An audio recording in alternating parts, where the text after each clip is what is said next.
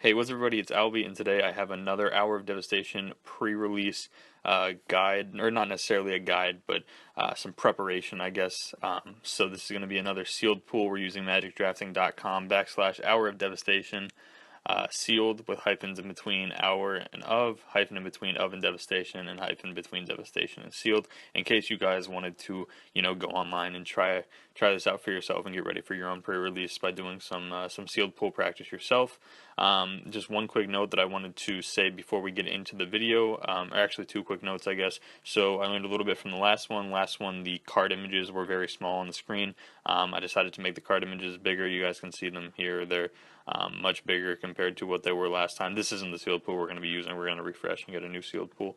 And then the second thing is that I was going to put out an article as well as a video regarding 10 standard decks that you guys could play in Hour of Devastation. Some really sweet standard decks that I think a lot of people wouldn't have thought of.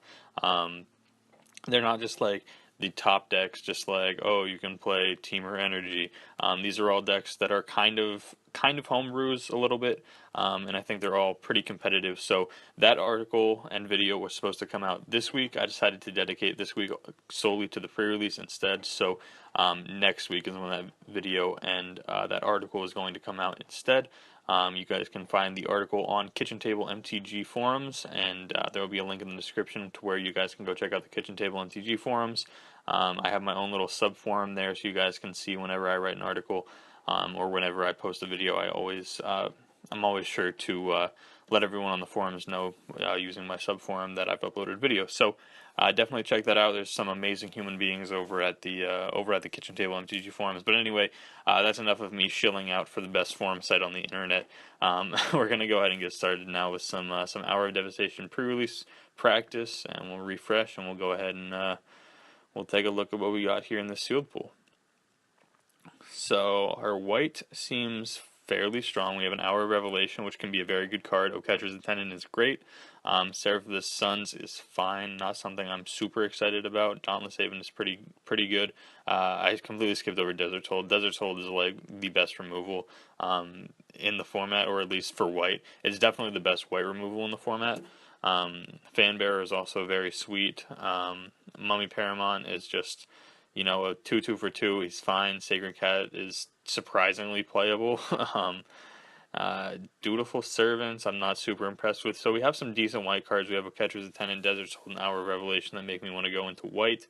Looking at blue, we have a lot more blue cards. So I'm seeing Fraying Sanity, which is like the Mill Curse, which honestly isn't that good, and Swarm Intelligence is super slow, and we need a lot of good instants and sorceries to be to really want to play Swarm Intelligence. I don't think there's enough instants and sorceries that are like super good that would cause me to want to do that. Other than that, I'm seeing Ominous Sphinx, Trial of Knowledge, Aerial Guide, Aven Initiate.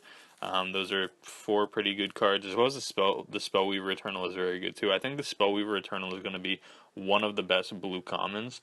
And I think that when you guys are drafting the set, Spellweaver Eternal is definitely going to go much higher than you would expect it to. Striped Sidewinder is also very good. Strategic Planning, some fine little card draw, as well as Tragic Lesson, also fine card draw. And then Quenchable Thirst. Normally cards like this aren't very good, but there's a surprisingly high amount of times where you're going to be running deserts, so this could end up just being like fine removal spell. It's still very debatable. We opened a Glorybringer, nice. Sorry, I was like in the middle of my conversation in the middle of what I was saying, and then I just looked in the bottom right hand corner, and I guess we're playing red now. Anyway, where was I? Unquenchable Thirst. There's a lot of times where you're actually going to have deserts in this format, so I feel like it's better than most of the cards that usually have the same effect from other sets. Dispossess, very unplayable in limited. These Banewhip Punishers seem okay. 3 mana for a 2/2, and you put a -1/-1 counter on target creature. And then you can pay a black sack and destroy target creature that has a -1/-1 counter on it. So for 4 mana, you could just kill a creature basically, which is perfectly fine. Actually, it's quite good, and we opened up 3 of them, so that might be a very solid reason to want to play these Banewhip Punishers, or to want to play black in general, because we also have things like Blighted Bat is fine, not something that makes me want to go into black, but it's definitely a playable card. Cartouche of Ambition is very good. Lethal Sting is very good. These Bone Slashers are fine. 3/3 for 3. This card reminds me a lot of Frontline Rebel from Kaladesh Aether Revolt. Frontline Rebel was a 3/3 for 3 that had to attack each turn if able. That's basically what this card is, because there's no reason why you wouldn't attack with it if you there's no reason why you wouldn't attack with it if you're not able to block with it. So it's basically just the same thing. And then we have Ruin Rat, which is also a very fine card. Torment of Venom seems quite good as well. And these Retrocamos are fine. They're just little pikers, which aren't good, but you know, they're all right. If you can have the Desert trigger happen and make your opponents discard cards, that's also very good. Hour of Devastation as well. Looks like that would have been our pre-release promo since it's foil. 2 Magma Sprays is very nice. There's honestly not a lot of like great cards here. In red, I'm talking. We have Glorybringer, we have Burning Fire Minotaur. Hour of Devastation is probably good enough, just because board wipes are.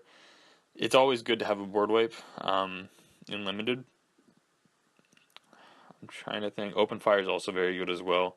Pathmaker Initiate is fine. So yeah, I think we're just going to end up playing red. It's hard to say no to a Glorybringer plus 2 Magma Sprays. In green, it looks like we have like absolutely nothing. We have Aronis' Last Stand, and that's about it. Gift of Strength seems fine.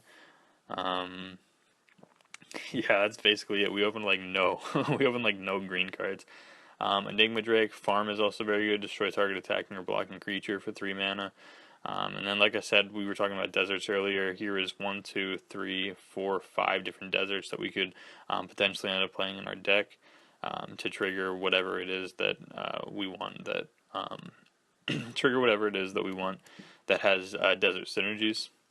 So looking back, I think red-black might be where we want to be. We have some decent white cards. We have some decent blue cards.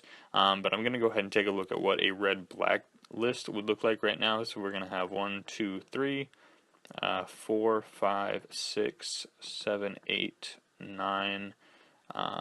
Scrounger Souls is fine. 10, 11, 12, 13, 14, 15, 16, 17. Sorry, I accidentally highlighted it. And I also lost track of where I was counting, so I'm just going to add in all the good cards, or at least all the playable cards, I should say. Bear is probably fine. This card is probably fine. I don't mind running 1 Kindled Fury, but running more than 1 is definitely incorrect, unless you're going super, super aggro. Tormenting Voice is also probably fine, because it digs us 2 cards closer to our Glorybringer, so that's basically it. We're looking at 27 cards if we do this. The worst cards here are probably Kindled Fury, and Blur Blades I think is fine. Blur Blades also works well with our Banewhip Punishers. We can put the -1/-1 counter elsewhere, and then just kill, you know, some other creature that we put a -1/- counter on with Blur Blades. In terms of creatures, so we don't have, like, Hour of Devastation is obviously nice because it's just a board wipe in case things were to go wrong. I think we definitely play it, but it is just kind of weird seeing how many creatures we have and knowing we're playing a board wipe as well. Yeah, we could go. See, this is the fun part of the video where I have to do like a ton of thinking. Let's go ahead and take a look at our mana curve as well. So 3 1-drops, 8 2-drops, 9 3-drops, 3 4-drops, as well as 3 5-drops. This is basically fine for sealed. Sealed, you can sometimes get away with running like 6 7 8-drops as well. So it looks like we're going to be fairly more aggressive. And I think our Glorybringer is definitely going to take us over the top.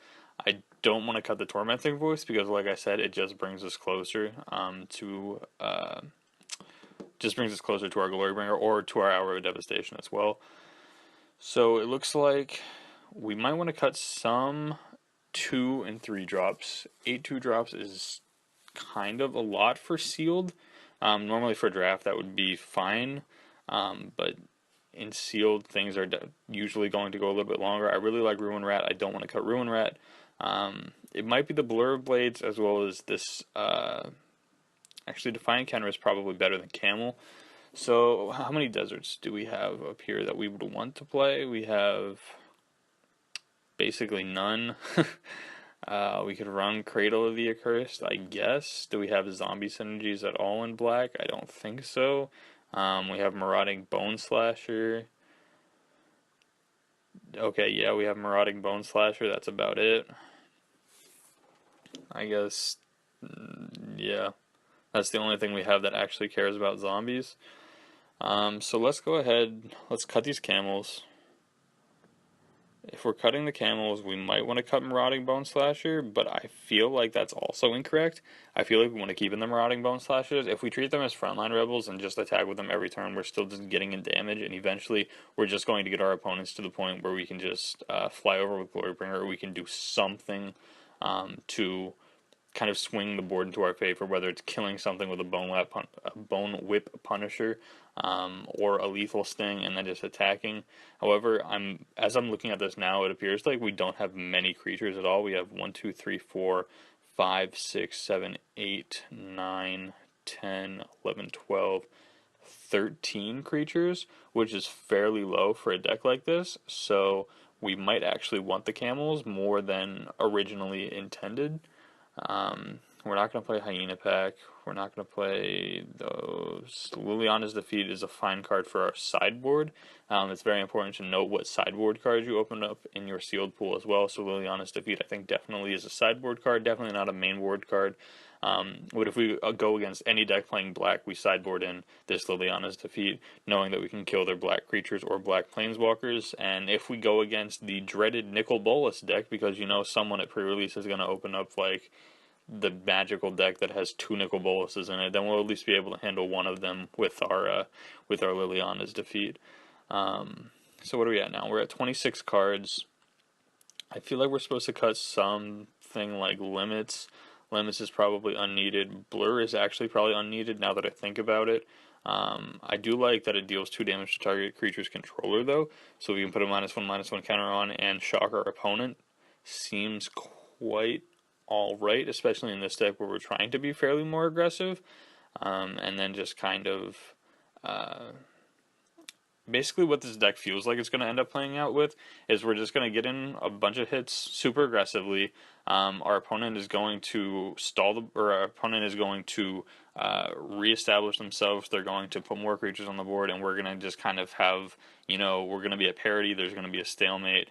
And then eventually we're just going to draw our Devastation or Glorybringer, which is going to absolutely bust the stalemate back into our favor. It feels like that's how it's going to go. That's usually how most sealed decks go. Sealed usually revolves more on bombs than like a draft deck would, because draft decks are usually much more synergistic. So anyway, we need to make 2 more cuts. Some people like running 16 lands in their Amonkhet sealed decks, but we really don't have anything with cycling. I'm looking at it now, and it appears we have absolutely nothing with cycling. I think I just cut the only card we had with cycling when I cut Limits of Solidarity. So let's see. If we cut, I'm thinking 1 2-drop and 1 3-drop are probably what our cut should be. Or we could cut, no, maybe. Okay, so I think if we're treating the Marauding Bone Slashers as frontline rebels, basically I think we can cut one of them as one of our 3-drops. It feels bad cutting a creature. However, because we're looking at 1 2 3 4 5 6 7 8 9 10 11 12 13 14 creatures, but all of our spells are just like super good. Torment of Venom seems quite good.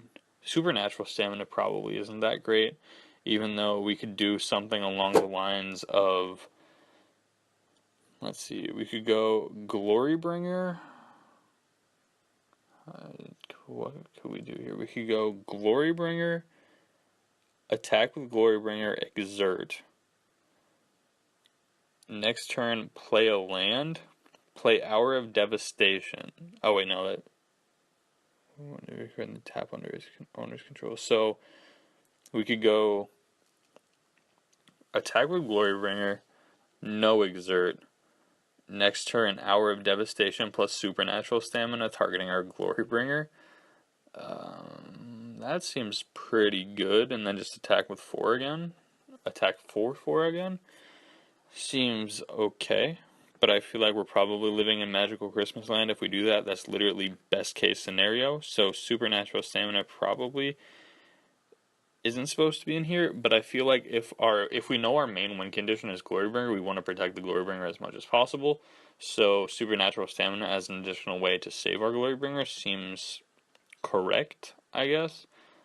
One more cut. I feel like this is not a 16 land deck. We're playing 5 drops, and usually if I'm playing 16 lands, I want to be playing like maybe 2 4 drops as like the top end. I would much rather get mana flooded than mana screwed. So I feel like we're probably a 17 land deck, especially if we want to curve out and just like hit Glorybringer on 5. We need to cut one more card. I don't want to cut like this Defiant Kenra. It's not good.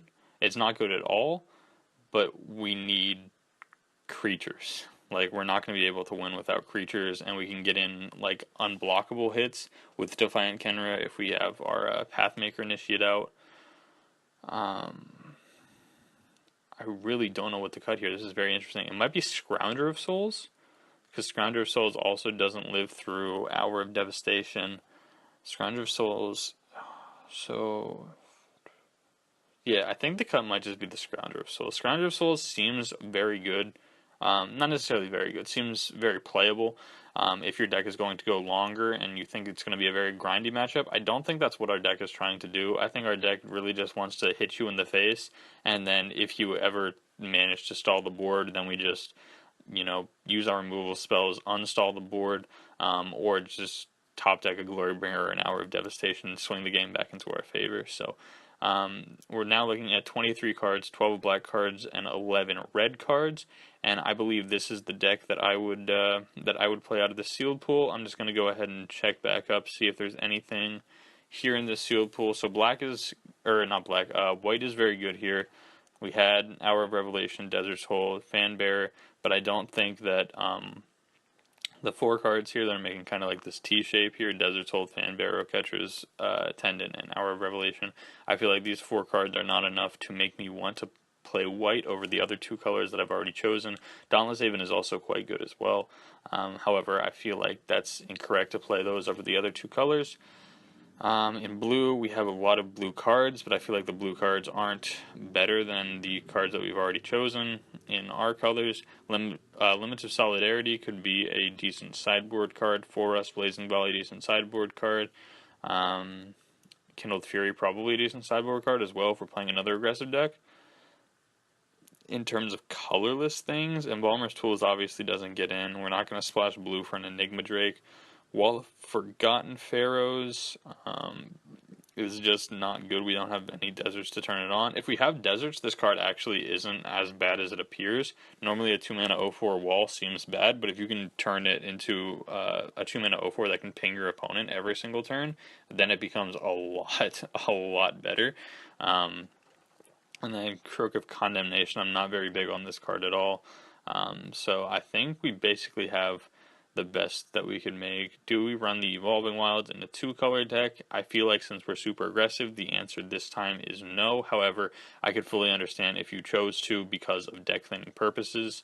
But I feel like if we're just trying to hit, if we're on like 4 lands and we hit an Evolving Wilds instead of a mountain to when we could play like our Glorybringer, I feel like setting us back a turn could be very important. So I believe this is what I would register as my 23 cards. We would need some lands in this deck. So we have, I think it was 12 black cards, 11 red. We have 1, 2, 3, 4, 5, 6, 7, 8, 9, 10, 11, 12, 13 black sources. 1, 2, 3, 4, 5, 6, 7, 8, 9, 10, 11, 12, 13 red sources. So now it's a matter of whether we want more, the additional black or the additional red. If you run the Evolving Wilds, you don't have to worry about that. However, I'm not planning on running the Evolving Wilds. I think I would rather have the additional... red in this case. Actually, I'm thinking the additional red because of Frontline Devastator and Burning Fist Minotaur. But I really like the interaction of Banewit Punisher just being a 4-mana removal spell in this deck. I feel like it just being a 2/2 for 3 isn't going to... that's not going to win us games very often unless we have the Pathmaker initiate making it unblockable. So I think knowing that the Banewit Punisher could just become a 2 black removal spell, I think I'd rather have the additional black source. So 9 swamps, 8 mountains, and these 23 cards are what I would create out of this sealed pool. Hopefully you guys did enjoy the video. If you guys did enjoy the video, be sure to leave a thumbs up on the video, as well as give me any constructive criticism in the comments below. These are meant to be teaching videos. I want to show you guys my process of going through how I came to determine each of these cards, why I'm playing a certain color over another color, and those kind of things. So if you guys did enjoy the video, like I said, leave a like, but be sure to give me constructive criticism, because that's really what I'm looking for. I want to make this the best teaching experience possible, and I want you guys to really do well at your pre-release events. I'm going to go ahead and record a few more of these here as soon as I'm done with this one, so be sure to look out for these for the rest of the week. Leading up to your pre-release, I'm going to be just like slamming all these Hour of Devastation sealed practices. And I think that's about it. Look for the article and video about decks you could be possibly playing in Hour of Devastation Standard coming next week. And I believe that is all. Thank you guys so much for watching the video, and I'll see you guys next time. Peace.